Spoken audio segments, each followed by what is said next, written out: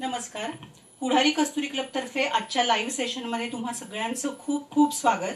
आज आपल्या बरोबर आहे उर्मिला चव्हाण आणि आपला आजचा विषय आहे नातेसंबंधांचा मुरांबा. खरं तर नातेसंबंधांचा मुरांबा म्हणजे काय, यामध्ये आपल्याला आज काय ऐकायला मिळणार आहे आणि आपण आजच्या या सेशनचं हे नाव का दिलंय हे सगळं आपल्याला उर्मिलाकडून ऐकायला मिळणारच आहे. त्यापूर्वी मी उर्मिलाची ओळख करून देते. उर्मिला, तुझं आमच्या कस्तुरी क्लबच्या स्टुडिओमध्ये खूप खूप स्वागत. थँक्यू. उर्मिलानं सायकोलॉजी, संस्कृत आणि हिस्ट्री हे विषय घेऊन MA केले. त्याबरोबरच तिनं एबेड आणि नेट केलं असून सायकोलॉजिकल काउन्सिलिंग मध्ये पोस्ट ग्रॅज्युएशन डिप्लोमा देखील केलेला आहे. 2005 पासून ते आतापर्यंत म्हणजे गेल्या 15 वर्षांचा तिचा काउन्सिलिंगचा अनुभव आहे.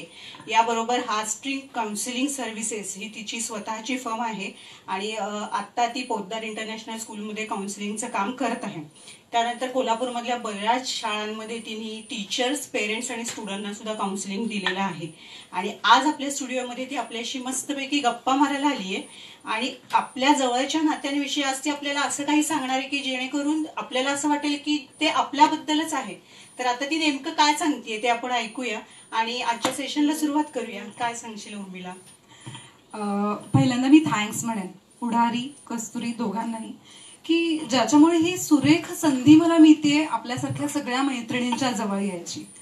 खरं तर हिनं जी ओळख करून दिली ही खूप मोठी आहे. आपण एवढंच लक्षात घेऊया, आज मी एक मैत्रीण म्हणून तुमच्यासोबत आहे.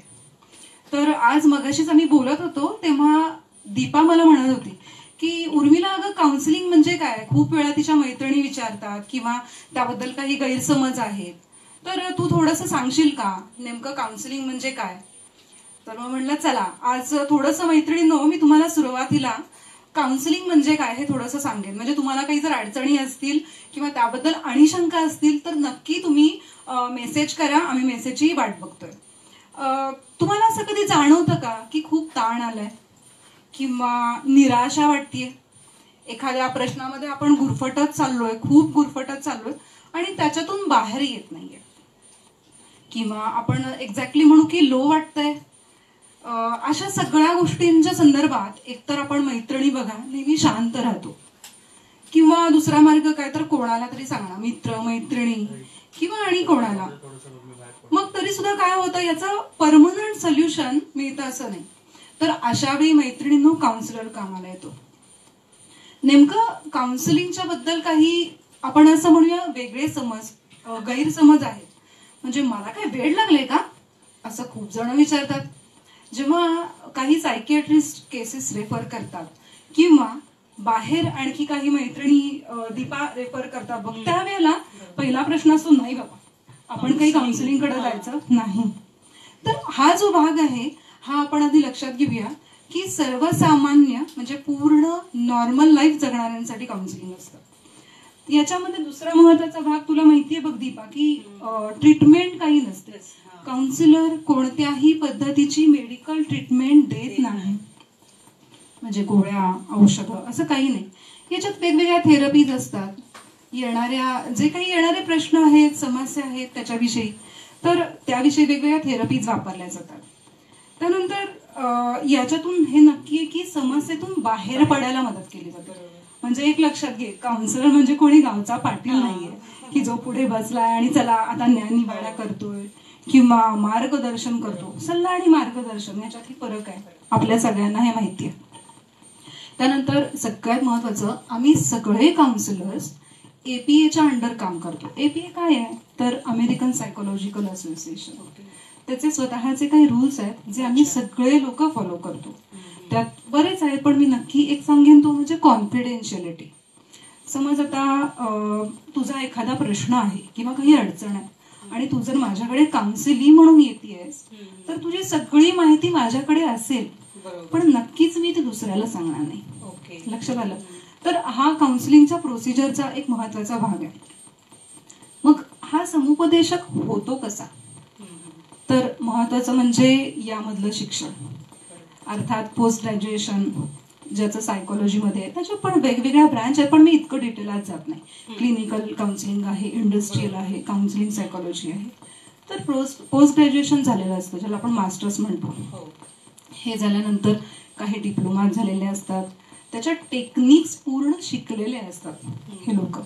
सध्या हे मी काय सांगते, काही जण अगदी कमी शिक्षणावर सुद्धा काउन्सिलर म्हणून काम करतात, तेव्हा काही मर्यादा माल प्रॅक्टिस जाणवते. तेव्हा मैत्रिणींनो नक्की विचार करा, जेव्हा काउन्सिलिंगला दुसऱ्याकडे जाताय या सगळ्या गोष्टींचा आपण विचार नक्की करूयात. नक्की मग काउन्सिलिंग केलं कुणासाठी जातं? तर जसं मगाशी तू म्हणलीस माझी ओळख करून देताना की पोदारमध्ये आहे उर्मिला, हो, तर कोल्हापूरमधल्या वेगवेगळ्या शाळा आहेत किंवा बाहेर महाविद्यालय आहेत. थोडक्यात येणारे शैक्षणिक क्षेत्रामध्ये येणाऱ्या कोणत्याही पद्धतीच्या अडचणी यासाठी काउन्सिलर काम करतात. किंवा ज्याला वैवाहिक म्हणूया, वैवाहिक म्हणल्यावर तुला वाटेल की काहीतरी वाद झालेत नवरा बायकोमध्ये आणि मगच काही होतंय, असं नाहीये. आता मजेशीर अशी छान एक गोष्ट आहे ते म्हणजे प्री मॅरिटल, म्हणजे लग्नाच्या आधी सुद्धा काउन्सिलिंग घेतलं जातं. आपण बघा एक टिपिकल सिस्टम मध्ये कसं असतं, आई वडील स्थळ बघतात किंवा ह्याच्या पुढे जाऊन लव्ह मॅरेज मध्ये सुद्धा की एकमेकाशी ओळख होते, पुढे जातो आपण. पण लग्न करताना नेमक्या कोणत्या बाजूंचा बारकाईनं विचार व्हायला पाहिजे यासाठी प्री मॅरेज काउन्सिलिंग असतं. हे झालं प्री मॅरेज. जेणेकरून नंतर लग्नानंतर काही प्रॉब्लेम्स क्रिएट होऊ नये यासाठी जर आधी आपण ते काउन्सिलिंग करून घेतलं तर ते फायद्याचं ठरू शकतं. अगदी बरोबर दीपा, अगदी महत्वाचा मुद्दा हा. आणि पोस्ट मॅरिटल जर म्हणाल मैत्रिणींनो, तर तुम्हाला सगळ्यांनाच माहिती आहे की आपल्या सगळ्यांच्या आयुष्यात काही ना काहीतरी समस्या येतात. म्हणजे प्रत्येकाचं असं नवरा बायकोचं पटत नाहीये किंवा नवीन घरात आपण जातो ना, तर नवीन घराशी अडॉप्ट करताना, समजून घेताना, तिथे रुळताना खूप अडचणी येतात. काही अडचणी इतक्या टोकापर्यंत जातात की अगदी घटस्फोटापर्यंत पण वेळ येते.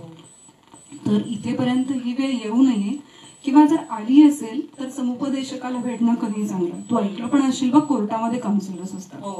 तर हा सगळा भाग मी सांगितला. आणि काउन्सिलिंग बद्दल महत्वाची आणखी एक गोष्ट आहे मैत्रिणींनो, तर ती म्हणजे काउन्सिलिंग 2 लेवलला होतं, इंडिव्हिज्युअल आणि ग्रुप. आता इंडिव्हिज्युअल म्हणजे मगाशी आपण बोललो, समज तुझा एखादा प्रॉब्लेम आहे आणि तू येतेस, तर हे इंडिव्हिज्युअल व्यक्तिशः तुझ्या प्रॉब्लेम विषयी आपण दोघी काम करतोय. मग ग्रुप सेशन काय असतात, तर हे पेरेंटिंग बद्दल असतात किंवा पेरेंटिंग म्हणजे खूप पालक एकत्र येतात आणि त्यांची मुलं त्या एजची आहेत त्याविषयी त्यांना काही समुपदेशन हवं असतं, तर हे ग्रुप सेशन. बघ म्हणजे मला असं वाटतं की मी काउन्सिलिंग बद्दलची बऱ्यापैकी माहिती तुला सांगितली.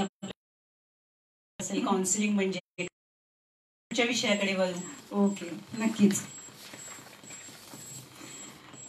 सध्याचा काळ तुम्हाला माहितीये की खूप ताणाचा चाललाय. म्हणजे हे पॅन्डेमिक सिच्युएशन आहे, कोविड-19. तर ह्या गोष्टींबद्दल खूप चर्चा सध्या होतीये मैत्रिणींना. तुम्हीही खूप ऐकताय, वाचताय, बोलताय. इव्हन शासन सुद्धा खूप काम करतंय. नेमक्या कोणती काळजी घेतली जायला पाहिजे, दक्षता घेतली जायला पाहिजे. तर याचा नातेसंबंधांच्या बाबतीत 2 छान गोष्टी होतात. एक म्हणजे कधी नव्हे सगळेजण वेळ काढतायत एकत्र आले, बरोबर ना? बरोबर. पण त्याच बरोबर काही ताण पण निर्माण झालेले आहेत नात्यांमध्ये. म्हणजे एकत्र काही सुरुवातीच्या काळाला जेव्हा लॉकडाऊनची परिस्थिती होती तेव्हा जेव्हा सगळे एकत्र आले तेव्हा खूप छान वाटलं की चला आता एकमेकांच्या बरोबर वेळ घालवायला मिळतोय. पण आता हा बराच वेळ हा लॉकडाऊन अजून पुढे चालूच आहे. तर अशा वेळेला काही प्रमाणात नात्यांमध्ये ताण पण निर्माण झालेले दिसतात. म्हणजे आता माझ्या मैत्रिणी पण सांगतात की काही वाद होतात वगैरे. तर मग अशा वेळेला तू काय सांगशील आम्हाला? बरोबर. आपल्या आजच्या पूर्ण एक सिरीज म्हणूया त्याचा पहिल्या भागाचा विषयच आहे की नातेसंबंध. मैत्रिणींनो, ह्या हिच्या प्रश्नाकडे यायच्या आधी मला नक्की तुम्हाला एक छोटासा आणि छान लेख वाचून दाखवायला आवडेल. तुला आवडेल? आम्हालाही आवडेल. मी जो लेख वाचतीये तो रे जीवना मधला आहे, प्रवीण दवणेंचा. सगळ्या मैत्रिणींनी ऐकावर का. अपॉइंटमेंट स्वतःसाठी. नव्या कोऱ्या डायऱ्यांचा हा ऋतू, जिथून तिथून डायऱ्यांचा सप्रेम ओघ सुरू आहे. प्रत्येक जण लिहितोय वर्षभरातील तुमच्या अपॉइंटमेंट्स यावर लिहाव्यात म्हणून. कुणीतरी म्हणतंय आमची आठवण पुढील वर्षीच्या पानोपानी असावी या शुभेच्छेसह. डायऱ्या किती सुंदर, त्यांचा स्पर्शही नितळ सुखावह. आतली शुभ्र पानही तकतकी तलम. त्या पानांनाही उत्सुकता आहे, आपण कसं फुलणार आहे याची. आपल्याला तर माहीतच नसतं ना पुढील कोणत्या व्यवधानांनी आपण व्यग्र होणार आहोत, नेमकं आपण काय करणार आहोत की ज्यामुळे ही पानं अर्थपूर्ण होणार आहेत. पण हे विचारही न केलेलं कोड अलगच सुटतं. योगायोगानं परवाच एका सत्पुरुषाच्या भेटीचा योग आला आणि पुढील कोऱ्या पानांचं काय करायचं हा प्रश्न सुटला. बोलता बोलता ते सहज म्हणाले, वेळ मिळेल तेव्हा येत जा बरं का आश्रमात. शहरी सवयीनं चटकन बोलून गेलो. इथं आल्यावर वाटतं यापूर्वी का नाही आलो इथं. आधीच एवढ्या अपॉइंटमेंट घेऊन ठेवल्या. डोळ्यातल्या अनाग्रही ममतेनं त्यांनी मला धोपटलं आणि म्हणाले, बिझी आहात माहितीये, पण एक सांगू, ऐकाल? सांगा ना. तुम्ही तुमच्या व्यावहारिक कामांसाठी नेहमी इतरांना अपॉइंटमेंट देत असता, पण केव्हा तरी स्वतःसाठी अपॉइंटमेंट देत चला. चमकलोच. स्वतःसाठी अपॉइंटमेंट? अशा अपॉइंटमेंटचा मी अजूनपर्यंत विचारच केलेला नव्हता. जगाला माझी गरज आहे या भ्रमात माझ्यातल्या मी नाही, माझी ओढ आहे या तहानेकडं मी दुर्लक्षच केलं होतं. घरातल्या संसारापासून व्यवसायातल्या संसारापर्यंत प्रत्येकाला जास्तीत जास्त खुश ठेवण्याच्या नादात स्वतःकडून स्वतःलाही काही हवं असतं. स्वतःकडून काही हवं असतं या सत्याकडे साफ कानाडोळा केला होता. उद्याचं कसं होईल या वेड्या काळजीपोटी हाती असलेला आज मी गमावतोय याची खंतही मला कधीच वाटली नव्हती. खरोखर मी स्वतःला जाणीवपूर्वक कधी अपॉइंटमेंटच दिली नव्हती. परतीच्या प्रवासातच काही वेळा नवा प्रवास सुरू होतो. आतापर्यंत झालेली ती येरझार, सगळी धावपळ चेंडूवरची, जिथल्या तिथंच फक्त पोटात शारीरिक अस्तित्वासाठी धावण्याचा आभास. आयुष्य काही पुढे सरकत नाहीये अशी आत्ता आहे. कसा वाटला? खूप मस्त. खरंच कसं असतं की स्त्रिया या बाबतीत कुठेतरी फार कमी पडतात असं मला वाटतंय. कारण स्वतःचा विचार हा कायम नंतर स्त्रियांना असतो. कुटुंबातील प्रत्येकाचा विचार आधी करायचा आणि मग नंतर शेवटी स्वतःचा विचार. आणि बऱ्याचशा स्त्रिया तर असं आहे की स्वतःचा विचार करतच नाही, म्हणजे पूर्ण आयुष्य जे आहे आपले ते कुटुंबासाठीच आहे असं समजूनच ते जगत असतात. त्यामुळे त्या दृष्टीने हा लेख खरंच आपण स्वतःला अपॉइंटमेंट द्यायला हवी हे खरंच सुंदर वाटतोय. खूप अगदी खरं आहे बघ. मैत्रिणीनं तुम्हाला पटलं ना, जे दीपा पण म्हणते आणि मीही म्हणते, आपण सगळ्यांसाठी नेहमी वेळ काढतो. आपल्या भूमिका पण किती वेगवेगळ्या तो. आपण ते देवीचं म्हणतो बघ, अष्टभुजा देवी, किंवा अशा पद्धतीनं स्त्रीची किती रूपं सांगतो. ती मुलगी आहे, पत्नी आहे, वहिनी आहे, आई आहे, सून, सासू, म्हणजे कित्येक रोल आहे त्याच्यामध्ये. म्हणजे एक कुटुंब असं जेव्हा आपण म्हणतोय तेव्हा त्याच्यामध्ये हे सगळे रोल आले मैत्रिणींनो. बरोबर ना? पटते तुम्हाला?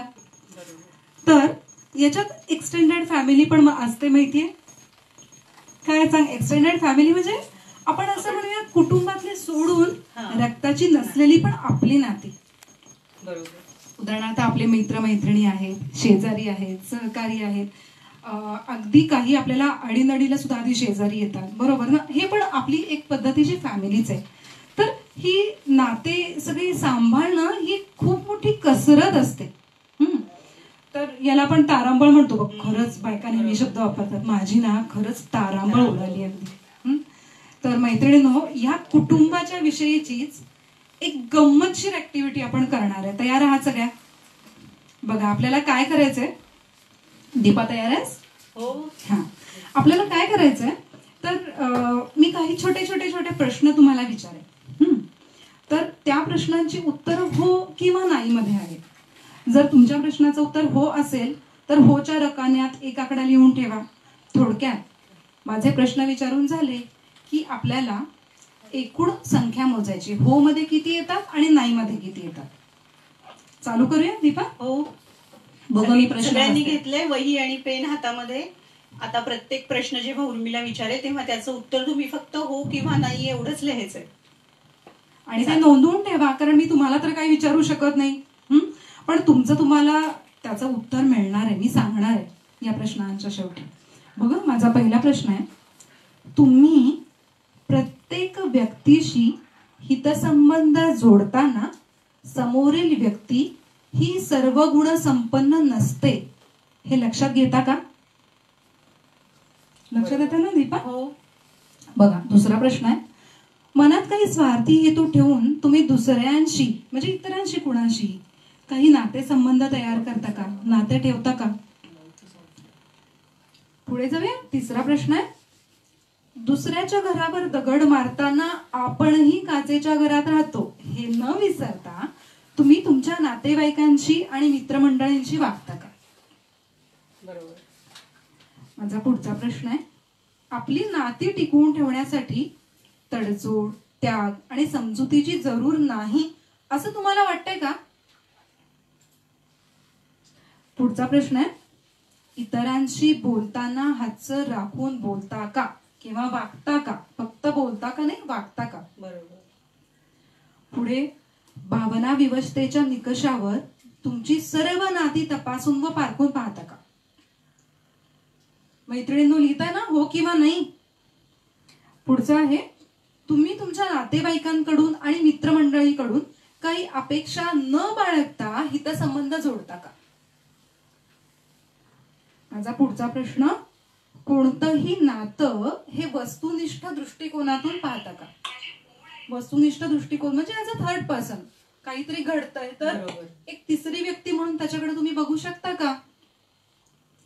पुढचं बघा, तुम्हाला विश्वासात घेऊन बोललेली गुपितं तुम्ही इतरांना सांगता का? म्हणजे समजा दीपा मला काहीतरी सांगते आणि मी उद्या उठून माझ्या दुसऱ्या एखाद्या मैत्रिणीला सांगते, असं कधी होतंय का? तुमच्यावर अकारण अधिकार गाजवू पाहणाऱ्या आप्त वा दोस्तापासून 4 हात तुम्ही दूर राहता का? पुढचं आहे बघा, नातेवाईक किंवा मित्रमैत्रिणींशी झालेले गैरसमज दूर करण्याचा तुम्ही प्रयत्न करता का? मैत्रिणींनो, पुढचा प्रश्न आहे बघा, मनातल्या मनात कुडून चिडून तुम्ही तुमचे इतरांशी असलेले हितसंबंध अजूनच तकलुबी बनवताय का, तकलादू बनवताय का? पुढचा, प्रेमानं इतरांची मने जिंकता का? बघा, इतरांच्या कंपनीत सहवासात म्हणूया आपण, तुम्ही आनंदी असण्याचा प्रयत्न करता का? आणि आपला शेवटचा प्रश्न आहे मैत्रिणींनो, आपल्याला ज्याचं बोलणं आणि वागणं पटत नाही अशा मित्र, नातेवाईक किंवा सहकार्याला ते योग्य भाषेत स्पष्ट करून सांगता का? शेवटचा प्रश्न कळला ना दीपा? खूप महत्वाचा आहे की आपल्याला ज्याचं बोलणं वागणं नाही पटत असे मित्र, नातेवाईक किंवा सहकारी ते योग्य भाषेत त्यांना आपण सांगू शकतो का, सांगतो का? बघा मैत्रिणींनो, तुम्हाला मी 1-2 सेकंद देते, कॅल्क्युलेट करा किती प्रश्नांची उत्तरं हो आली आहेत आणि कितीची नाही आली आहेत. दीपा केलंच ना? हो. तुम्ही पण कॉमेंट्स मध्ये टाकू शकता किंवा तुमच्याजवळ तुम्ही लिहून ठेवू शकता आणि नंतर सुद्धा तुम्ही उर्मिलाला कॉमेंट्स मधनं विचारू शकता, ती तुमच्या प्रश्नांची उत्तरं नक्की देईल. मैत्रिणींनो, तोपर्यंत मी तुम्हाला सांगते, ही जी टेस्ट आहे, टेस्ट म्हणूया आपण याला, ही आशाताई परुळेकरांच्या आरसा या पुस्तकातून मी घेतलेली आहे. तर मला वाटतं सगळ्यांचं कॅल्क्युलेट करून झालं असेल. आता आपण आपले नातेसंबंध कसे हाताळतो? बरोबर, म्हणजे आता आमचं पण हे कॅल्क्युलेट करून झालंय, निम्मे प्रश्न कसे हो नाही असे आलेले साधारण. तर आता नेमका अर्थ काय ह्याचा, म्हणजे हे प्रश्न विचारण्याचा उद्देश काय होता तुझा, ते सांगशील का आम्हाला? नक्की दीपा. आता बघा मैत्रिणींनो, एकतर आपल्याकडे जी काही उत्तरं आपण घेतलेली आहेत त्यातल्या काही बऱ्याच प्रश्नांची उत्तरं चूक किंवा नाही अशी आहेत, काहीची हो अशी आहे, तर काहीची सगळीच्या सगळी बरोबर अशी आहे, काही सगळीच्या सगळी चूक किंवा नाही अशी आहे. आता बघा, पहिल्यांदा मी त्यांच्याविषयी बोलते ज्यांची सगळी उत्तरं नाही अशी आलेली आहेत किंवा चूक अशी आलेली आहेत. त्याचा अर्थ काय होतो मैत्रिणींनो, तर तुमचं सामाजिक जीवन धोक्याची पातळी ओलांडून गेलेलं आहे. लक्षात येतं? सामाजिक जीवन धोक्याची पातळी ओलांडून गेलंय, वेळीच सावध व्हा. याबद्दल आपण डिटेल चर्चा तर करणारच आहोत पुढे. दुसरं आहे बघा, 7 किंवा 7हून अधिक उत्तरं चुकीची आहेत. बघा आणखी एकदा आपलं कॅल्क्युलेशन, 7 किंवा 7हून अधिक उत्तरं जर चुकीची असतील तर याचा असा अर्थ होतोय, समाजात वावरण्यासाठी काही वर्तन कौशल्य लागतात. बरोबर ना? समाजात वावरताना तर ही जी कौशल्य आहेत आणि ती मला आवश्यक आहेत याची अंधुकशी जाणीव आपल्याला आहे. आपल्याला त्याच्यावर जास्त काम करायचं आहे, ती आणखी वाढवायची आहे. त्यानंतर सगळी उत्तरं बरोबर आहेत. समजा सगळीच्या सगळी उत्तरं बरोबर आहेत, तू म्हणशील की माझी उत्तरं बरोबर आहेत. तर याचा अर्थ काय? माझ्या एका मैत्रिणीनो, घरी दारी तुमच्याखेरीज नक्कीच पान हलत नसणार आहे. सगळेजण हाका मारत असणार, दीपा दीपा दीपा. बरोबर, तुझं असं नाही म्हणत आहे, कोणाचं असू शकतं. तर सामाजिक जीवनातील तारेवरची कसरत तुम्ही खूप छान पद्धतीने करत आहात, असा याचा अर्थ होतो. काय वाटतं दीपा तुला?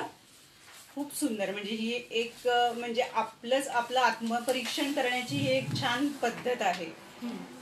पण आता ह्यातली नेमकी बरोबर उत्तरं आणि चूक उत्तरं हे कसं ठरवायचं, म्हणजे ते कसं सांगशील तू?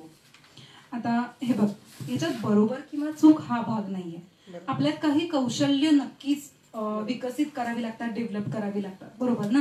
सोशल स्किल्स जसं आपण बघितलं 7 किंवा 7हून अधिक चूक असलेली. पण मला आणखी एका गोष्टीकडे तुझं लक्ष वेधायचंय, ते म्हणजे सगळी उत्तरं बरोबर. जेव्हा मैत्रिणींनो तुम्हाला हे जाणवत असेल की आपण सगळ्यांचं सगळं करतोय आणि आपल्याशिवाय पान हलत नाही, याचा अर्थ आपण आपल्याला वेळ द्यायला कमी पडतोय. पटतं दीपा? काय सांगशील? अगदीच बरोबर आहे. तर या सगळ्या गोष्टीमध्ये आपल्याला विचार करायची गरज आहे आपल्या स्वतःविषयी. थोडक्यात आपली वेगवेगळी नाती आहे. जेव्हा आपण मुलगी म्हणतोय किंवा आई म्हणतोय किंवा पालक, कोणी काहीही असो नातं, त्याच्याही आधी एक नातं खूप महत्वाचं आहे. ते नातं म्हणजे आपलं आपल्याशी असलेलं नातं, बरोबर ना. पण म्हणजे नेमकं काय? ओके, आपलं आपल्याशी नातं तेव्हाच निर्माण होईल जेव्हा आपली ओळख होईल. आता तुझी आणि माझी बघ, डायरेक्ट नातं निर्माण झालं असं नाही, आधी ओळख झाली ना. बरोबर. तसं माझं माझ्याशी नातं जर तयार करायचंय तर माझ्याशी ओळख व्हायला हवी. म्हणजे नेमकं काय व्हायला हवंय? तर मला माझ्यातले स्वॉट एस आणि डब्ल्यू, स्ट्रेंथ, विकनेसेस माहिती पाहिजे. बरोबर. मग हे काय आहे स्ट्रेंथ आणि विकनेसेस? तर माझी बलस्थानं, माझी छान छान गोष्टी, अशा कोणत्या गोष्टी मैत्रिणींनो की ज्या आपल्याला येतात. आपण कधी या अँगलनं विचार करतो का की आपल्याला ते येतात? की मला ना छान स्वयंपाक करता येतो, मला ना डेकोरेशन खूप छान येतं, काहीही असेल, किंवा मला ना मस्त बार्गेनिंग करता येतं. हा एक गुण झाला ना. तर आपल्यातली असणाऱ्या छान गोष्टी आणि थोड्या कमकुवत म्हणूया की जिथे थोडी मी घाबरते किंवा मला नाही जमत आहे अशा, पण त्या आपण पुढे जाऊन डेव्हलप करायच्या. बरोबर. तर हे एस आणि डब्ल्यू झालं.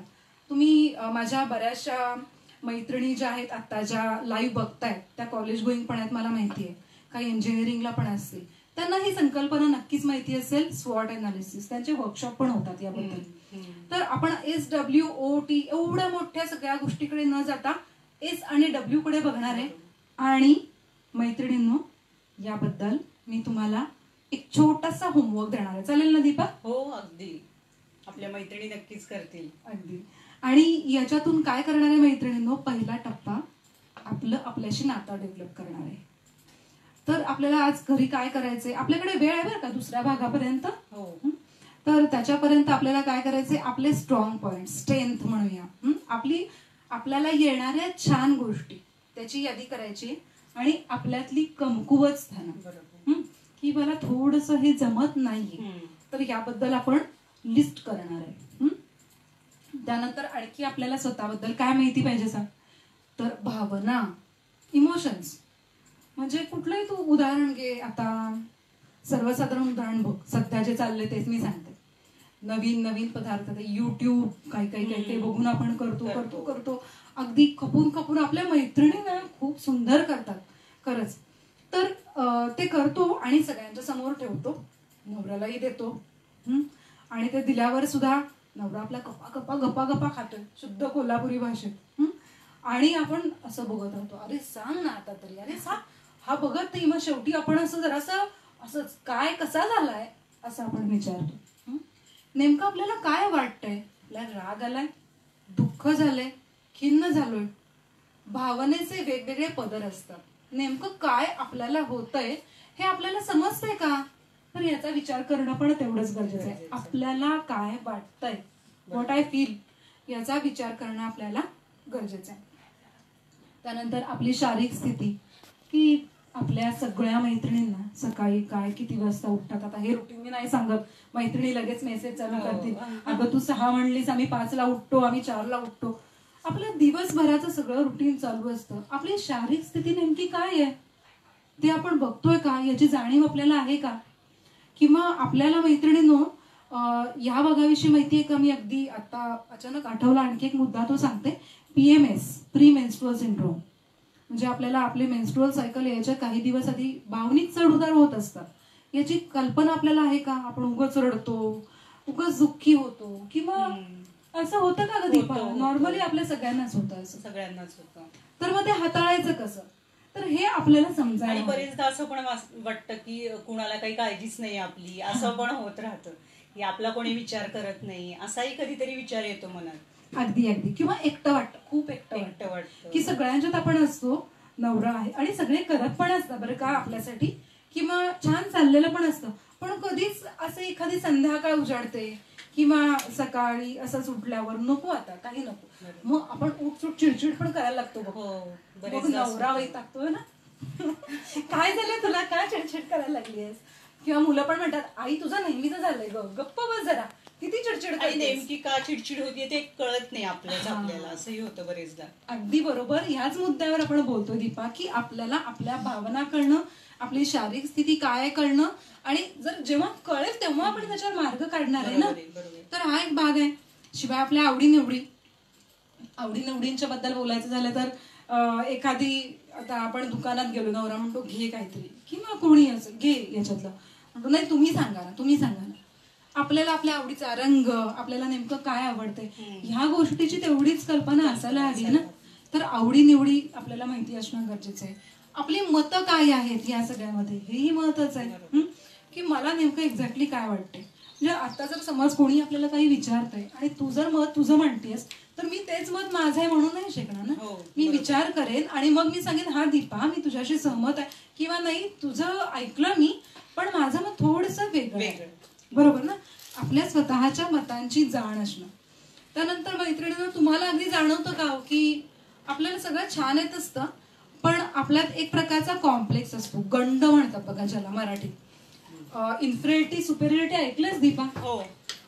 म्हणजे बघ की स्वतः खूप कमी आहे असं वाटतं. बरेचदा असं वाटतं की नाही जमणार आपल्याला ही गोष्ट, किंवा काहीतरी न्यूनगंड असतो मनामध्ये की कुठेतरी आपण कमी पडतोय असं वाटत राहतं. तर मग त्याचं काय कारण असू शकेल, किंवा यातनं कसं बाहेर पडायचं, याबद्दल तर नक्कीच. म्हणून आपल्याला आधी पहिला टप्पा काय आहे, आपल्याला आपल्या इन्फिरिटी कॉम्प्लेक्स, म्हणजे आपल्याला वाटणारे काही न्यूनत्व जे आहे ते आधी शोधायचंय. मला काय वाटतंय मला न्यूनत्व. किंवा काही असंही होतं बघा आपल्या फ्रेंड्स मध्ये, की आपल्या कोल्हापुरी भाषेत ती ना लई उडते म्हणतात, ऐकलंच कधी? कधी कॉलेजच्या आपल्या मैत्रिणींना विचारणार, त्या पण सांगतील काय लईच उडायले. सुपेरियरिटी कॉम्प्लेक्स म्हणजे मी म्हणजे खूप छान आहे असा भाग. इन्फिरिटी कशाही बाबतीत असू शकते, दिसण्यापासून असण्यापर्यंत. म्हणजे समजा खूप सुंदर आहे व्यक्ती, दिसायला छान आहे, तरी सुद्धा न्यूनत्व असू शकतं. नाही माझे केसच छोटे आहेत, नाही माझा कलरच असा आहे, इथून पासून मला हेच जमत नाही. ती मैत्रीण बघितलंस का किती छान रांगोळी काढते, मला येत नाही. बरोबर. किंवा तिनं बँकेत जाऊन तिनं स्वतःचं काम केलं, तर ही कौशल्य जी आपण डेव्हलप करू शकतो. पण मग तू म्हणतेस तसं ते आपल्याला शिकता येते कधी, जेव्हा आपल्याला कळेल की आपल्यामध्ये काही न्यूनत्व काय आहे हे शोधायला हवे ना आपल्याला. मैत्रिणींनो, आजचा पहिला टप्पा हा पण त्यासाठीच घेतलाय. सुरुवात डायरेक्ट नात्यांपासून न करता आपलं आपल्याशी असलेलं नातं येतं ना लक्षात. त्यामुळं सेल्फ एस्टीम ज्याला आपण म्हणतो, आत्मसन्मान, हे सगळं समजणं गरजेचं आहे. तर मैत्रिणींनो, आज दिलेला जो होमवर्क आहे तेव्हा नक्की तुम्ही याबद्दल विचार करा की आपल्या भावना काय आहेत, आपली मतं काय आहेत, आपल्या आवडीनिवडी काय आहेत, विचार काय आहेत. आणि हे सगळं जेव्हा समजेल ना दीपा, हे सगळं जेव्हा उमजेल, इथे निम्म्याहून अधिक प्रश्न सुटतील. बरोबर. जे आता फक्त या पेंडेमिक सिच्युएशन मध्ये कोविड-19 मुळे निर्माण झाले असं नाहीये, जे आलेले आहेत चालत, किंवा जे आपण फेस करतोय दररोज सुद्धा, तर हे सुटायला मदत होईल. बरोबर. लक्षात येत आहे. तर होमवर्क बद्दल तू आठवण कर एकदा. हो, होमवर्क तर आपल्या मैत्रिणी नक्कीच करतील आणि जसं उर्मिलाने सांगितले त्याप्रमाणे तुमचा कमकुवतपणा आणि तुमच्या ज्या चांगल्या गोष्टी की हा मी हे करू शकते किंवा हा हे मला जमणार नाही या गोष्टी तुम्ही नक्की नोट डाऊन करून ठेवा. आणि उर्मिला मी सांगते माझ्या या सगळ्या मैत्रिणी कस्तुरी क्लबच्या ज्या बघतायत आत्ता त्या नक्कीच होमवर्क करतील आणि पुढच्या सेशनमध्ये आपल्याला नक्कीच सांगतील. पण आत्ता तुला सांगू का सध्याचा जो हा काळ आहे ना कोरोनाचा हा खूप म्हणजे कठीण काळ आहे तसं म्हटलं तर एकत्र राहतोय आपण काही ठिकाणी घरांमध्ये थोडे वाद वगैरे पण होत आहेत. तर आपल्या मैत्रिणींना या गोंधळाला झालंय म्हणजे कसं काय ही सिच्युएशन हँडल करायची तर याबद्दल काय सांगशील? बरं, आपण त्यातला पहिला टप्पा बघूया बघ की प्रश्न निर्माण झाले. बरोबर. पण म्हणजे काय प्रश्न आहे याबद्दल आपण आधी बोलूया. आता आपण मगापर्यंत जनरली बोलत होतो की नेमके फक्त कोविडमुळे नाही तर इन जनरल काय प्रॉब्लेम येत आहेत. आता आपण बघूयात की कोविडच्या ह्या काळात जेव्हा आपण सगळे एकत्र आहोत कोविड-19 मध्ये तर याच्यात नेमके काय प्रश्न येत आहेत. मैत्रिणींची पहिली रिएक्शन मला माहिती आहे. काय सांगू तुला उरलेलं लगेच कोणी जर आता बोलू इच्छित असेल लगेच बोलेल काय सांगू तुला माझं एकच काम चाललंय बघ रांधा वाडा उष्टी काढा नुसतं मी घरात बसतीये सकाळी उठतीये. खूप म्हणजे मैत्रिणींची आहे अशी तक्रार की नुसतं स्वयंपाक करायचं घरातलं आवरायचं सगळ्यांच्या फरमाईशी पूर्ण करायच्या हेच माझं या लॉकडाऊन मध्ये चालू आहे वेगळं काही नाही अशा खूप मैत्रिणी सांगतात आपल्याला. हो आणि ते खरंच झालंय मैत्रिणी. बघा ना आपल्याला आपल्या मदतनीस ज्या घरी यायच्या कामासाठी मदत करणारे आपल्याला स्वयंपाकात भांड्यासाठी किंवा धुण्यासाठी त्याही कोणी नाहीये तर सगळं काम आपल्यालाच करायला लागतं. हे असून वरचं काय असतं आणि नवरा घरी आहे वर्क फ्रॉम होम करतो तर त्याचा लॅपटॉप काही समोर आहे तो म्हणतो ए जरा मला हे आणून दे. त्याच्या फरमाईशी घरी आहेस ना कर ना हा पदार्थ कर ना. आपल्याला जरा प्रेमानं बोललो आपण पागळतो अरे वा वा वा करते ना तुला हवे ना चल करते असाही भाग होऊन जातो बरोबर ना मैत्रिणींनो. तर पदार्थांच्या फरमाईशी हा भाग आला किंवा पुढचा भाग तू बघितला असेल तर सगळ्यात महत्वाचा चॅलेंजिंग घरात मुलं पण आहेत त्यांच्या शाळांना सुट्टी आहे घरामध्ये पसारा त्यांचे हट्ट म्हणजे खरं तर मैत्रिणींचं काम वाढलंच आहे याला. अगदी अगदी अगदी मी अगदी सहमत आहे. मैत्रिणी म्हणजे आधी अष्टभुजा असं आपण म्हणू त्याच्या आता किती भुजा आपण आणखी वाढवायच्या सांग.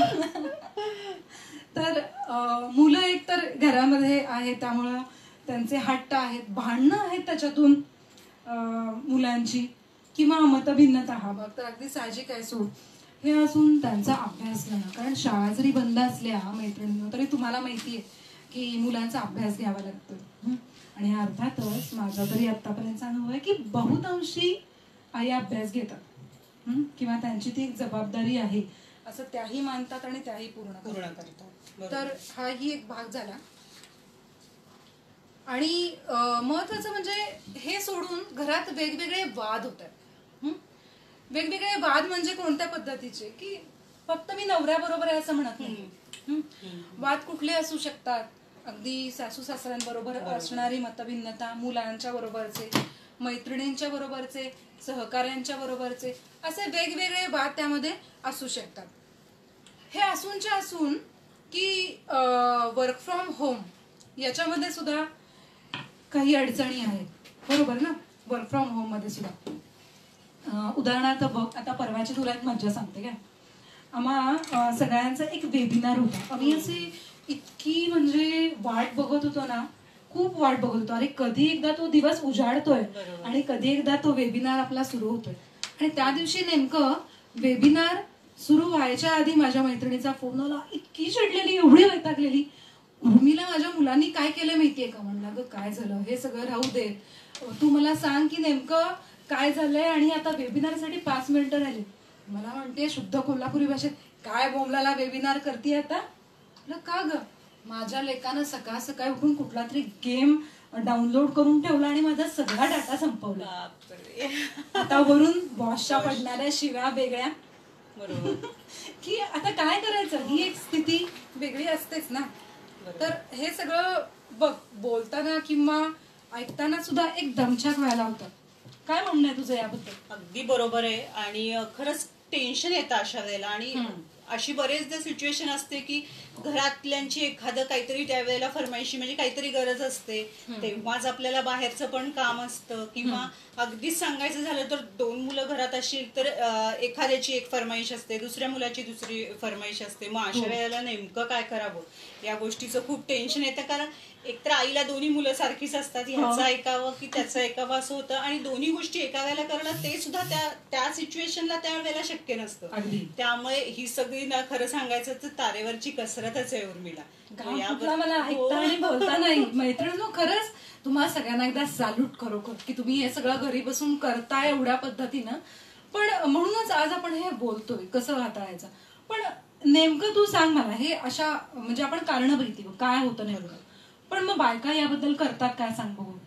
तर सगळ्यात पहिल्यांदा त्यांचं सुरुवात कुठून होते की चिडचिड होते, घुसमट होते की नाही आता कुणाला सांगायचं, हे घरीच चालू आहे, एवढं कळत नाही नवऱ्याला, उठून ठेवता येत नाही, हळूहळू हळू आपण एकतर स्वतःशीच बोलत राहतो, घुसमट होते ते होतेच, किंवा असं वाटतं बोलून टाकावं पण आपण बोलत नाही, शांत राहणं, परत तेही होतं, आणि काहीतरी नेमका वादाचा मुद्दा उठायला आणि बॉम्बस्फोट व्हायला, मग मात्र आपली जी तोफ सुरू होते. आणि मग नवरा, तू अशीच आहेस, तू खूप बडबडत राहतेस, खूप बोलतेस, मला हे करतेस ते करतेस. सासू, अगं थांब, त्या समजावून सांगतात तरी सुद्धा आपण त्याच्या पुढे गेलेलो असतो. तर एकदमच शांत, एकदमच बॉम्बस्फोट, किंवा बॉम्बस्फोट झाल्यानंतर अवसान गायल्यासारखं रडणं होतं ना मैत्रिणींनो. आणि दुसऱ्या समोर रडताना सुद्धा आपल्याला कसं तरी वाटतं, काहीतरी आपल्या मध्ये असं वाटतं की नको रडायला, मग उगाच कुठेतरी जायचं रडायचं, किंवा तेही लपवायचं, तेही दाखवून टाकायचं. या सगळ्या गोष्टी खूप सध्या वाढलेल्या गोष्टी आहेत. तर याला कारण खूप आहेत. म्हणजे जसं परत आपण बोलूया याच विषयावर की आत्ताच्या लॉकडाऊन पिरियडमुळे हे झालंय असं नाहीये, हे सार्वत्रिक आहे किंवा बहुतांशी हे असं होतंय. तर हे असं का होतंय, मगाशी तू जसं म्हणालीस बघ, तर त्याचं मला वाटणारं पहिलं कारण मी सांगेन की आपल्यात सुसंवाद नाहीये. आता सुसंवाद असं म्हणताना मी परत थोडासा पॉज घेतेय आणि म्हणते की आपल्यात संवाद नाहीये. सुसंवाद कधी म्हणू की जेव्हा संवाद साधला जातोय आणि त्याच्या पुढे जाऊन तो किती छान पद्धतीनं आपल्याला हाताळता येईल किंवा किती छान पद्धतीनं मांडता येतील आपले विचार, हा झाला सुसंवाद, कम्युनिकेशन स्किल असं ज्याला आपण म्हणतो. पण मग संवाद म्हणजे काहीतरी बोलणं. आपल्याकडे कोल्हापूरमध्ये म्हणतात घडाघडा बोल जरा, आपल्याला आपली मतं, आपले विचार किंवा नेमकं काय होतंय, काय वाटतंय हे आपल्याला सांगता यायला पाहिजे. तर हा एक खूप महत्वाचा भाग आहे की आपण व्यक्त करत नाही आपले विचार. त्यामुळं मैत्रिणींनो, पहिल्या टप्प्यावर आपल्याला यायचंय. जर तुम्ही संवाद साधत नाहीये, व्यक्त करत नाहीये, तर व्यक्त करायच्या पातळीवर आपल्याला आधी यावं लागणार आहे. पुढे आपण ते बघणारच आहे आणि सुसंवादाकडे वाटचाल. त्यानंतर बघ, मला असं वाटतं की एकमेकांच्या विषयी एक जे प्रेम आहे ते असतं, ओढ असते, पण ती थोडीशी कमी होत गेलेली असते. त्याची कारणं वेगवेगळी आहेत. म्हणजे जसं स्त्रिया आपल्या मैत्रिणी ज्या आहेत त्या कामामध्ये गुरफटतात, पालकत्वामध्ये गुरफटतात, बाकी काही जॉब, बिझनेस जबाबदाऱ्या असतात. हो, अगदी बिझनेस पण एंटरप्रेन्योरशिप मध्ये असणाऱ्या कितीतरी माझ्या खूप सुंदर मैत्रिणी मी बघितल्यात की ज्या खूप चांगल्या पद्धतीने काम करतात. तर ह्या सगळ्यामध्ये एक पद्धतीनं ती ओढ कमी होते. किंवा आपला पती नवरा, त्याची पण काही कामं, त्याच्या जबाबदाऱ्या, लोन आहे, आजारपण आहेत, आपल्या मैत्रिणींच्या मगाच्या गोष्टीत तेही राहिलं की आपल्या घरात जर काही वृद्ध मंडळी असतील तर ते आपल्या आई बापांची सुद्धा काळजी घेताना थोडी तारेवरची कसरत असते. तर हा एक भाग आहे की थोडीशी ओढ कुठेतरी कमी होते.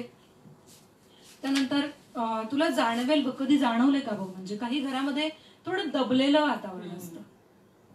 बरोबर. म्हणजे मग कसं असतं की त्याच्यात पुढे जाऊन स्वतःहून मतं मांडणं वगैरे हे काय अपेक्षित नसतं. उठा, आपापलं हे काम करा, तुझं काय मत आहे, हे चाललंय ना, हे आम्ही बघतोय इथंपर्यंत. किंवा मग स्त्रीला जरी विचारलं गेलं ना, तुझं मत काय, ते कशाला मला विचारताय, ते मला काय कळत नाही, मी माझं हे काम करेन, हे असंही असतं. तर हा ही एक खूप महत्वाचा भाग आहे की समानतावादी ज्याला आपण म्हणतो हे वातावरण असणं आणि याच्यात मैत्रिणींनो आपली ही महत्वाची भूमिका आहे की ते तसं तयार करणं आणि तशा पद्धतीनं सगळ्यांना त्याची सवय लावणं. त्यानंतर पुढचा महत्वाचा भाग ऍडजस्ट करायची तयारी नसणं. मैत्रिणींनो तुम्हाला असं वाटेल की मी फक्त तुमच्याविषयी बोलते असं नाहीये, तर मी इन जनरल कुटुंबातल्या सगळ्या व्यक्तींविषयी बोलते. काही जणांची ऍडजस्टमेंटची तयारी नसते, छोट्या छोट्या गोष्टी असतात. उदाहरणार्थ समज आत्ताच तुला लॉकडाऊन मधली साधी घरातलं उदाहरणामधलं एक सांगते मी, की समज माझी आंघोळीची वेळ आणि दुसराच कोणीतरी गेले, मग चिडचिड होते, का बरं एवढं कळत नाही का, जरा थांबायला काय होतंय, मला काम असतं. छोट्याशा गोष्टी आहेत या, पण त्याचं एवढं होतं की मग वादाचं रूपांतर भांडण आणि मग झालं मग चिडचिड आणि हे सगळं होऊन जातं. तर ह्या गोष्टी आहेत. आणि सगळ्यात महत्वाचं आत्ताचं ज्वलंत कारण, ज्याच्या खूप साऱ्या केसेस मी आता करते, केसेस म्हणजे माझ्या भाषेत की काउन्सिलिंगसाठी जे येतात ते म्हणजे मोबाईल ऍडिक्शन. बरोबर. सोशल मीडियात सगळेच आले, कुठलं हे मी सांगणार नाही, पण सोशल मीडिया वाईट असं मी चुकूनही म्हणत नाहीये, मी ऍडिक्शन म्हणते. त्याबद्दल आपण इतके त्याच्यामध्ये अडकून पडतो आणि मग ते फक्त तेच असतं असं नाहीये. स्मार्ट मोबाईलचं, टीव्हीचं पण आहे, मुलांचं गेम्सचं आहे. खूप म्हणजे घरांमध्ये हे बघायला मिळतं की मुलं मोबाईल घेऊन बसलेले असतात, सासूबाई काहीतरी टीव्ही बघत असतात, नवऱ्याच्या हातात काय मोबाईल असतो, असं म्हणजे मला सांगतात मैत्रिणी की सारखं हेच चालू असतं आमच्याकडे. असं बऱ्याच घरांमध्ये बघायला मिळतं आपल्याला. हो, अगदी ही स्थिती अगदी खरी आहे दीपा. आणि इव्हन त्याच्यापेक्षा पुढे जाऊन ना काही घरी संशयाचं, मग पती पत्नीच्या नात्याबद्दल पण मी थोडं बोलते की असंही झालंय की नेमका हा कुणाशी टाईप करतो, काय बोलतो, थोडासा संशय त्याच्यातून डोकावतो. कारण या सगळ्याला कुठे नीती नियम किंवा एक छोटे नियम लावले जायला हवेत, ते लावले गेलेले नाहीये. किंवा बायकोच्याही मनात येतं, नवऱ्याच्याही मनात येते, उठून सुटून ही मध्ये मध्ये जाऊन त्या मोबाईल मध्ये का बसते, काय बघते. म्हणजे जेव्हा कपल माझ्याकडे या गोष्टी घेऊन येतं तेव्हा खरं तर दोघांनाही माहिती असतं की दोघांचे एकमेकावर जीवापाड प्रेम आहे, पण तरी कुठेतरी जाऊन असं काहीतरी होत असतं. अगदी ह्याच गोष्टी शोधायची गरज आहे. पटतंय ना दीपा तुला या गोष्टी सगळ्या? पण मग परत आता तू मैत्रिणी सगळ्या जणी हा प्रश्न विचारतील की मग आता करायचं काय. तर आपण याच्या थोड्याशा टिप्स म्हणूया त्याला मी देईन. कारण हा विषय जेव्हा नाते संबंधांचा मुरांबा असं म्हणतो, माझ्यापेक्षा माझ्या मैत्रिणी खूप निष्णात आहेत, मला माहितीये मुरांबा बनवणं ही काही प्रक्रिया खूप सोपी नाहीये. तर त्याच्या छोट्या छोट्या टिप्स मी नक्की देईन. टिप्स म्हणण्यापेक्षा या पायाभूत गोष्टी, फंडामेंटल थिंग्स की ज्याच्यावर आपण जर काही काम केलं तर नातेसंबंध खूप सुंदर होऊ शकतात. सगळ्यात महत्वाची गोष्ट मी जे तुला मगाशी बोलले की संवाद साधण्याची कला शिकणं. संवाद साधणं, तुला एक उदाहरण देते दीपा. समज आता आपण इथेच एक उदाहरण घेऊया की आपण दोघी पण काम करतोय आणि मी तुला सांगतेय की दीपा आता ना चहा प्यावा वाटायला लागलाय, खूप बोलतो, मला चहा कर ना. तर तुला पुढचं लाईव्ह असेल काहीतरी असेल तर तू काय करशील, अरे बापरे आता काय हे आणि करायचंय, माझ्याकडेच हा रोल आहे, चला उठा जावा, घड्याळ बघतीयस, चहा करतेस, घड्याळ बघतेस, असं होतं. तर ह्याच्या व्यतिरिक्त तू काय करू शकशील, मला सांगू शकशील की म्हणजे आपण फॅमिली मेंबर म्हणून मी बोलते बरं का, इथे लाईव्हचं उदाहरण मी देत नाहीये. तू काय म्हणशील की उर्मिला अगं काम करशील का, माझा 5 मिनिटात लाईव्ह आहे, तर तू चहा करून घेशील का, सगळं तिथे आहे, कप वाटप हे ठेवलेलं आहे आणि दूधही आहे, तू करशील का. पण मैत्रिणींना तुम्ही असं किती जणी बोलता सांगा मला. वर्क फ्रॉम होम करणाऱ्या ज्या स्त्रिया आहेत, ज्या माझ्या मैत्रिणी आहेत, त्यांना तू विचारू शकते. आपल्याला ती आपली जबाबदारी वाटते आणि एवढंच नाही तर घुसमट होते, मनातल्या मनात शिव्यांची लाखो लिवाळत पण त्या गोष्टी केल्या जातात. चहा असेल किंवा काम, अगदी पळत जाऊन त्या लॅपटॉपच्या समोर बसेपर्यंत बायका काम करत असतात. तर ही जी एक स्थिती आहे त्याबद्दलची महत्वाची गोष्ट म्हणजे सुसंवाद साधणं. तर मैत्रिणींनो याविषयी मी खूप डिटेल नाही बोलत आहे. कम्युनिकेशन स्किल हे खरंच एक खूप मोठं आणि छान आवडीचं मजेदार स्किल आहे, जे तुम्ही मस्त एन्जॉय करायला शिकताना नक्की शिका या बाबतीमध्ये.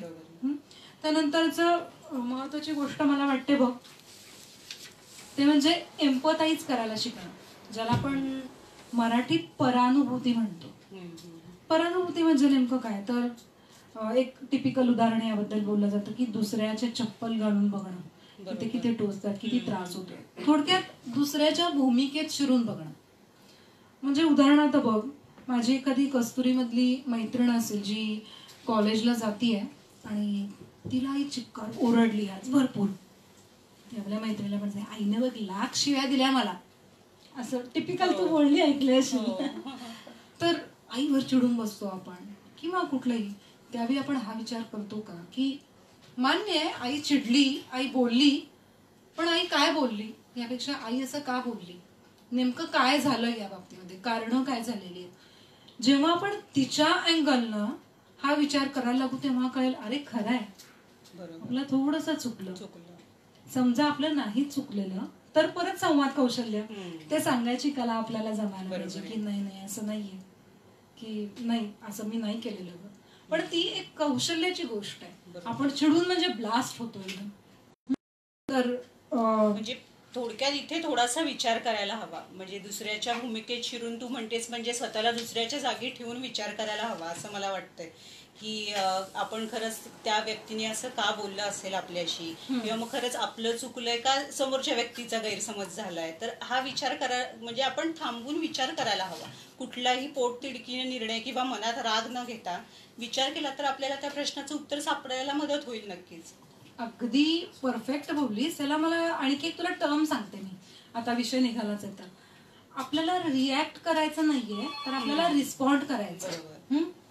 म्हणजे नेमकं काय, आता रिॲक्ट करणं म्हणजे काय बघ, जसं तू आता उदाहरण दिलंस की मैत्रिणीची आई समज आपल्या एखाद्या अशी बोलते आणि आपण एकदम बोलून जातो, नाही ग आई तू अशीच आहेस तशीच आहेस.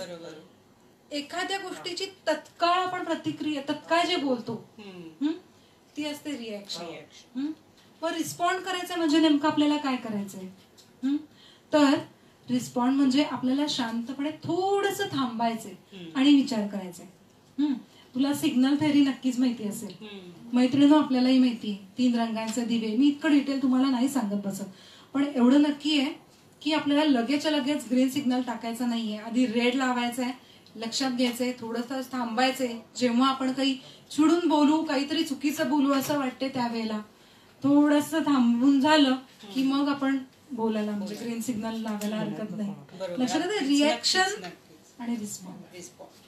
आता दोन्ही गोष्टी तू सांगितल्या अगदी बरोबर लक्षात आल्यात माझ्या सुद्धा आणि आपल्या मैत्रिणींना सुद्धा नक्कीच कळलं असेल की त्या अवघड सिच्युएशनला कसं वागायचं आपण. म्हणजे खरंच तुझ्या बोलण्यातनं खूपच हे मार्गदर्शन मिळालं आम्हाला. कारण बरेचदा असं होतं की आपण म्हणजे तो विचार करायच्या मनस्थितीत नसतो, आपण फक्त हाच विचार करतो की समोरचा का असं बोलला, म्हणजे लगेच आपण त्याला रिॲक्शन द्यायला जातो. पण तसं करायला नाही पाहिजे हे तुझ्या बोलण्यातनं आज आम्हाला अगदी नक्कीच कळलंय. खरंय. आणि दीपा बघ ना किती वाद टाळले जातील याच्यातून. हो भरपूर. म्हणजे लगेच जे वाद सुरू होणार आहेत हे बघ, मतभिन्नता हा अविभाज्य भाग आहे, कारण व्यक्तिभिन्नता हा पण तेवढाच महत्वाचा भाग आहे. आपण कोणीच कोणासारखे नाहीये ना, त्यामुळे व्यक्तिभिन्नता असणारच आहे, तुझं माझं मत वेगळं असणारच आहे. पण त्याच्याशी सामावून कसं जायचं, त्याच्याशी समायोजन कसं साधायचं, पुढचं तेच मला तुला सांगायचं होतं की ऍडजस्टमेंट. आपल्याला ऍडजस्टमेंट हा शब्द म्हणजे ना आपण सगळेच लोक खूप नकारार्थी घेतो. म्हणजे आता हे ऍडजस्ट करायचं असं नाहीये, ही एक खूप सुंदर कला आहे ऍडजस्टमेंट करणं, ऍडजस्ट करणं. तर ती कला आपल्याला शिकायला पाहिजे. आणि अगदी तुम्हाला बघ खूप मैत्रिणी म्हण किंवा आता कुटुंबामध्ये आणखी कोणी बघत असेल त्यांनाही जाणवलं असेल की आपल्याला बाहेर फक्त घरात नाही, आपल्याला खूप वेगवेगळ्या ठिकाणी सुद्धा तडजोड करावी लागते. ऑफिसमध्येच बघ ना, कधीतरी अचानक आपलं ठरलेलं काम सोडून आपले सर किंवा मॅडम बोलवतात, चला चला चला मीटिंग आहे, ते असेल. किंवा अचानकपणे माझं तर असं खूप वेळा होतं, अचानक एखादी केस येते आणि माझं ठरलेलं सगळं काम जागेवर पडतं किंवा काहीतरी वेगळंच निघतं आणि राहून जातं. खूप गोष्टी अशा आहेत की ज्या आपल्याला ऍडजस्ट करायची कला शिकायला पाहिजे. किंवा घरी बघ, आता पालकांचा नेहमीचा मला प्रश्न असतो की नाही आमच्या मुलांना ना बाहेर गेलीत खरं त्याला जमतच नाहीये हॉस्टेलवर राहायला. का नाही जमत? कारण हे आहे की ऍडजस्टमेंट, तिथं जी तडजोड करायला पाहिजे हॉस्टेलवर राहताना, आपल्याला पहिल्यांदा नेहमीच नंबर मिळणार आहे असं नाही जेवताना, किंवा प्रत्येक वेळी आंघोळीला किंवा प्रत्येक वेळी आपल्याला आवरायला आधी मिळणार आहे असं नाहीये. आपल्याला आपला नंबर येईपर्यंत वाट बघायला बघावी पाहिजे. इथून पासून ते अगदी ऍडजस्टमेंट कोणत्याही बाबतीमध्ये. पण ह्याच्या पण एक रेष आहे बरं का, कुठेपर्यंत ऍडजस्ट करायचं कुटुंबात किंवा सगळ्या गोष्टीत आणि कुठे ते व्यक्त करायचं. ही जसं म्हणलं ना, या दोन्ही तिन्ही कला हँड इन हँड जातात, की आपल्याला त्याचा विचार करत करतच पुढे जायला पाहिजे. त्यामुळं हे तर मी तुला जसं बोलले. आणि मला नक्की सांगायचंय बघ या क्वारंटाईन पिरियडसाठी की आपला एक फॅमिली टाइम असायला पाहिजे. म्हणजे बघ आता घरात समज आजी आजोबा, नवरा बायको आणि मुलं अशी समज एक फॅमिली आपण विचार करून चालू, तर सगळेजण एकतर आपापल्या कामात असतात. समज आजी पूजा करते किंवा काहीतरी पेपर वाचतीये किंवा न्यूज चॅनल बघतीये, आजोबा काहीतरी तशा पद्धतीचंच काम करतायत, मित्रमंडळींशी बोलतायत, आई आपापलं स्वयंपाकघर जसं मी मगाशी बोलले ते किंवा झाडलोट फरशी काहीतरी करत असेल, वडिलांचं आपापलं वर्क फ्रॉम होम किंवा छोटं दुसरंही. मी सगळ्या पुरुषांना म्हणत नाहीये बरं का की तुम्ही मदत करत नाही वगैरे, असं अजिबात समजू नका. आत्ताच्या काळात खूप म्हणजे अतिशय छान अशी पण मी कपल्स बघितलेत किंवा नवरेही बघितलेत की जे आपली बायको ही एक व्यक्ती आहे आणि तिलाही ह्या काही गोष्टी असू शकतात किंवा तिलाही आपल्या हातचं खायला आवडू शकतात. माझी एक मैत्रीण आहे, तिचे मिस्टर खूप खवय्ये आहेत आणि हौशीनं खायला घालणारे सुद्धा आहेत. तर फॅमिली टाइम हा असायला पाहिजे असं मला तुला सांगायचं. उदाहरण म्हणजे काय सांगता येईल बघ की जेवणाची वेळ, उदाहरणार्थ आता आपण एकत्रच आहे दिवसभर, बरोबर, तर जेवणाच्या वेळा तरी एकत्र आपण नक्कीच सांगू शकतो. दुपारची असेल समज, दुपारच्या जेवणाच्या वेळा तरी वेगळ्या होतात वर्क फ्रॉम होमच्या, पण संध्याकाळी त्या वेळेला कोणाच्याही हातात मोबाईल असणार नाही, टीव्ही बंद असेल, सगळे एकत्र गोल बसू, गप्पा मारू आणि छान दंगा करत जेवू, एकमेकाचं काही माहिती घेत, काय झालं दिवसभरामध्ये किंवा माझी अशी मज्जा झाली किंवा मी आज हे बघितलं, जे काही असेल संवाद साधला जायला लागला ना. ह्या ज्या भिंती असतात, आईस ब्रेकिंग ऍक्टिव्हिटी आहेत खरं तर या, की एक भिंत उभारली जाते. जर आपण बोलणं बंद केलं ना, एका घरात राहतो दीपा आपण, पण त्याच्या पुढे जाऊन जो संवाद न होता ती नाती तशीच आयुष्यभर चालू राहतात, ती चांगल्या पद्धतीने डेव्हलप होतात. बरोबर, तर ते संवाद साधणं, तडजोड हे सगळं याच्यात जमतं. मग त्याच्यात आता जेवायला एकत्र बसायचंय तर छोटी छोटी मुलं असतील ती तांब्याचं भांड भरून आणतील, परत सगळं म्हणजे ही तयारी करतील, आई तोपर्यंत करून घेऊन येईल काही ना काहीतरी. सगळ्यांनी मिळून एकत्र करायच्या काही ऍक्टिव्हिटीज मधलं जेवण असू शकतं. दुसरं म्हणशील तर मूवीज एकत्र बघू शकतो आपण किंवा समज सिरियल बघताय, काही बघताय. आता जर तू बघितलंस दीपा, काही काही घरांमध्ये 2-3 पण टीव्हीज आहेत, बघितलीस तू? आणि सगळेजण आपापले टीव्ही बघतायत आणि ते पण आनंदाने सांगतात. मुलं ना कटकट करतात ग उर्मिला, मला सरळ मी म्हणलं बघ तुमचं काय कार्टून आहे तुमच्या रूम मध्ये जाऊन, माझ्या बेडरूम मध्ये यायचं नाही. आणि हॉलमध्ये आजी आजोबा ते काहीतरी त्यांचं बघत असतात, 3-4 टीव्ही. एक असा काहीतरी वेळ, अशी वेळ असायला हवी की ज्या काळात सगळे एकत्र बसून टीव्ही बघते. अगदीच थिएटर सारखं वातावरण तयार करा. माझी मैत्रीण आहे बरं का, हे आता नाही, मी साधारण 2-3 वर्षापूर्वी पण बघितलेलं तिच्या घरी. सुट्टीच्या दिवशी एकतर त्यांचं खरोखरचं क्वारंटाईन असतं, हे लोक बाहेर जात नाहीत कारण हा फॅमिलीचा टाइम आहे, अर्धा दिवस. त्याच्यात त्या वेळामध्ये पूर्ण पडदे विडदे लावून थिएटर सारखं वातावरण, सगळे एकत्र बसतात आणि ती मूव्ही बघतात छान पद्धतीने. तर हा एक भाग त्याच्यामध्ये झाला की एकत्र येऊन करायच्या काही ऍक्टिव्हिटीज आहेत, खेळ आहेत वेगवेगळे. हे खेळ काय थोडंसं शोधावं लागेल, पण खूप खेळ आहेत ते आपण त्याच्यामध्ये घेऊ शकतो. आणि सगळ्यात महत्वाचा म्हणजे काय म्हणाला, आमूलाग्र बदल करण्याची गरज असणारा मुद्दा म्हणजे मैत्रिणींसाठीचा मी टाइम. मी टाइम म्हणजे माझ्यासाठी काढला जाणारा वेळ. मैत्रिणींना तू विचारू शकतेस किती मैत्रिणी आपल्यासाठी वेळ काढतात. नाही होत आपल्याकडून. खूप माझ्या मैत्रिणी सांगतात की नाही ग तू कसला मी टाइम म्हणते, मला वेळच नाही मिळत. पण हे असं नाहीये. आपण जर त्याचं नियोजन केलं तर तो काढू शकतो आणि तशी सवय आपल्या घरातल्या व्यक्तींनाही लावू शकतो. हा वेळ फक्त मैत्रिणींनी घ्यायचा असा नाहीये, हा वेळ घरातल्या प्रत्येकाचा असतो मी टाइम मधला. मग त्याच्यात काय करायचं तर व्यायाम आहे, छंद आहे. आता आपल्या कस्तुरीच्या मैत्रिणी बघ, झुंबा बघतायत सध्या, किती छान छान चालू आहे. मी हा रेसिपीज आहेत त्या बघतायत, त्या करतायत. तर हा पण एक मी टाइम झाला. तर हा वेळ फक्त आपला असेल, त्याच्यावर कुणाचाही अधिकार नाही. मग तुम्ही अगदी निवांत पाय पसरून पुस्तक वाचत बसा, मग चहाचा हातात घेऊन, किंवा टेरेसवर फिरायला जा, फोटोग्राफी करा, किंवा काहीही करा. जाऊ देत, काही नाही, व्हॉट्सअप चेक करा थोडा वेळ, पण शारीरिक स्वास्थ्यासाठी व्यायाम नक्की करा. अशा बऱ्याच गोष्टी आहेत की ज्या मी टाइम मध्ये येतात. तर या गोष्टी, किंवा गाणी म्हणणं आहे बघा, आता कराओके आहे, तर या गोष्टी करणं गरजेचं आहे. मी टाइम, फॅमिली टाइम, किंवा या ज्या गोष्टी आपण बोलतो, तर या गोष्टी करणं खूप गरजेचं आहे. तुला काय वाटतं दीपा याबद्दल? अगदी बरोबर आहे. म्हणजे तू आता म्हणालीस त्या पद्धतीने स्वतःसाठी थोडा वेळ आपण द्यायलाच पाहिजे. की काही गोष्टी म्हणजे प्रत्येक वेळ दिवसभर आपण मुलांसाठी काहीतरी करत असतो, नवऱ्यासाठी काहीतरी करत असतो, सासू सासऱ्यांसाठी काहीतरी करत असतो, पण स्वतःसाठी सुद्धा काही काळ, अगदी थोडासा वेळ, 15 मिनिटं जरी दिवसातली स्वतःसाठी आपण देऊ शकलो तरी ते आपल्याला खूप, म्हणजे आपल्या दृष्टीने, आपल्या मानसिक स्वास्थ्याच्या दृष्टीने चांगलं होईल असं मला वाटतंय. खरं तर हा विषय खूप मोठा आहे, पण आपल्याकडे वेळेचं बंधन आहे आणि वेळ अगदीच आपल्याकडे कमी उरलाय. तर मगाशी तुम्हाला म्हणत होतीस आपलं हे सेशन सुरू व्हायच्या आधी की दुसरा जो आपला मुद्दा म्हणजे सेशन आहे ते खूपच इंटरेस्टिंग आहे. तर त्याविषयी तू काय सांगशील? अगदी. तुला जाणवलं का, आपण हे सगळं बघताना, बोलताना आज मैत्रिणींसाठी बोलू, विशेष करून जास्त रोग मैत्रिणींसाठी होता. हा भाग आपल्या सगळ्या फॅमिली मेंबरसाठी, म्हणजे सगळ्यांनी एकत्र बसून बघावायचा भाग आहे. एकत्र बसून बघायचं निवांत. म्हणजे असं तर नक्कीच नाहीये कस्तुरीचं, मला माहितीये की फक्त महिला आहेत, नाही, कितीतरी छान आपले त्याच्यामध्ये त्यांचे पती किंवा मुलं हे सगळे जण बघतात. पण पुढचा भाग हा आवर्जून एकत्र बसून बघायचा आहे मैत्रिणींनो. त्यामुळे घरातल्यांनाही सांगा की हा वेळ आपल्याला काढायचा आहे. खूप छान, आणि आपण त्यांना सरप्राईज देऊया थोडं वेगळं यासाठी. आज हो नक्की पुढच्या भागाचं मैत्रिणींना तुमच्यासाठी खूप छान सरप्राईज असणार आहे.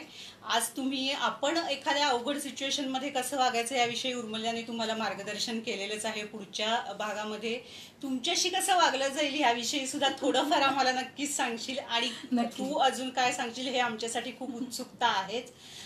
मैत्रिणींना तुम्हाला काहीही प्रश्न असतील तर तुम्ही कमेंट्समध्ये नक्की टाका, उर्मिला त्याची तुम्हाला उत्तरं देईल. या व्यतिरिक्त आपण तिचं पेज पण टॅग केलंय, त्याच्यावरती सुद्धा तुम्ही बघू शकता. किंवा उर्मिला तू फोन नंबर देशील का, की जेणेकरून काही जणींना कमेंट्समध्ये बोलायचं नसेल किंवा सगळ्यांच्या समोर प्रश्न त्या डिरेक्टली तुला सुद्धा पर्सनली विचारू शकतील. अशा दृष्टीने असं होऊ शकतं दीपा, बरोबर आहे की सगळ्याच मैत्रिणींना सगळे प्रश्न ओपनली विचारता येतील असं नाही, काही खूप खाजगी असू शकतात. तर मैत्रिणींनो काळजी, आधीच कळलंय की कोणताही स्टिग्मा म्हणजे ज्याला आपण एक म्हणू की नाही काउन्सिलरकडे जायचं नसतं किंवा असं करणं चुकीचं आहे, अशा काही गोष्टी बाजूला ठेवूयात. तुम्हाला खरंच काही प्रश्न असतील तर बिनधास्तपणे बोला. माझा नंबर तर मी तुम्हाला देतेय, आपण टाइम बोलूयात, अपॉइंटमेंट घेऊयात, आणि काउन्सिलिंग सेशन सुद्धा तुम्ही घेऊ शकता. माझा नंबर दे म्हणते असतो, माझा नंबर लिहून घ्या मैत्रिणींनो, 9881580077. आणि एकदा रिपीट करते मी, 9881580077. तर आपण एक नक्कीच सांगू शकतो की मैत्रिणींना हा भाग आवडला असेल, कारण सुरुवात स्वतःपासून आहे, ते पुढे पुढे नात्यांमध्ये गेलेलो आहे. पुढच्या भागाविषयी तर आपण ऑलरेडी सांगितलेलं आहेच. सगळ्यांची एकत्र वाट बघणार आहे आपण पुढच्या भागासाठी. बरोबर. मैत्रिणींनो, तुम्हाला आजचा भाग हा नक्कीच आवडला असेल आणि तुमच्या बऱ्याचशा प्रश्नांची उत्तरं सुद्धा तुम्हाला उर्मिलाकडून मिळाली असतीलच. पुढच्या भागात सुद्धा उर्मिला आपल्याबरोबर असणार आहे आणि पुढच्या भागात आम्ही अजून इंटरेस्टिंग गोष्टी तुमच्यासाठी घेऊन येणार आहोत. तर आजचा भाग तुम्हाला कसा वाटला हे तुम्ही कमेंट्समधनं नक्की आम्हाला कळवा. पुढच्या भागाविषयी आम्ही नक्कीच लवकरच तुम्हाला सांगू. पुढारी कस्तुरी क्लबशी कनेक्टेड राहा.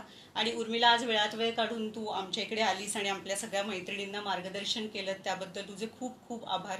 आणि तुला कसं वाटलं सगळ्यांशी बोलताना? मला खूप छान संधी मिळाली, खरं तर एक मस्त प्लॅटफॉर्म मिळाला मला ना. मी ही संधी सोडत नाही दीपा, जेव्हा मैत्रिणींशी बोलायची संधी मिळते, कारण मला किती मागापासून तू बघत असशील मला किती बोलू आणि किती नको झालंय, पण थोड्या अशा वेळेच्या मर्यादा जशा म्हणतो तशा आहेत. पण मैत्रिणींनो, मला नक्की तुमच्याकडून ऐकायला आवडेल की तुम्हाला हा कार्यक्रम कसा वाटला. शिवाय पुढच्या भागासाठी थोडासा वेळ आहे. आणखी तुम्हाला काय अपेक्षित आहे किंवा नेमकं काय अजून घेतलं जायला पाहिजे असं वाटतं तर नक्की तुम्ही कमेंटमध्ये लिहा. तुम्हाला नंबरही दिलाय, तुम्ही त्याच्यावर पण मला मेसेज करू शकता किंवा माझ्या पेजवर जर बघितलं तर ईमेल आयडी पण आहे, डिटेल मेल पण करू शकता. या तीनही गोष्टी मी चेक करेन आणि त्यांनीही बहुतेक हा भाग एन्जॉय केला असेल मनापासून.